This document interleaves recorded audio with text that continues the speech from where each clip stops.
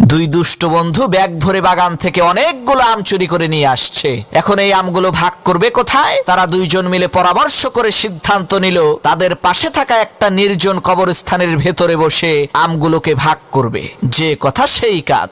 তারা সেই কবরস্থানের দেওয়াল টপকে সেই কবরস্থানের মধ্যে ঢুকবে, এমন সময় সেই ব্যাগ থেকে দুইটা আম দেওয়ালের বাইরে পড়ে গেল। যাই হোক, তারা তাদের সিদ্ধান্ত অনুযায়ী আমগুলোকে ভাগ করতেছে। দোস্ত, একটা তোর একটা আমার, একটা তোর একটা আমার। এরই মধ্যে সেই কবরস্থানের পাশ দিয়ে এক লোক হেঁটে যাচ্ছিল। এখন সেই লোক তো আর জানে না যে কবরস্থানের দেওয়াল টপকে তার মধ্যে চোর ঢুকছে। সে তো মনে করছে কবরের মধ্য থেকে মনে হয় ভূতে কথা কয়। তখন সেই লোক তাড়াতাড়ি করে মসজিদের ইমাম সাহেবের কাছে যেয়ে বলছে, হুজুর, কবরস্থানের মধ্যে ভূত ঢুকছে, আপনি জলদি করে আমার সাথে আসেন। তখন ইমাম সাহেব কয়, আরে মিয়া, কি আজে বাজে কথা বলেন, কবরস্থানের মধ্যে আবার ভূত আসবে কোত্থেকে, চলেন তো দেখি। তখন সেই লোক আর ইমাম সাহেব দুইজন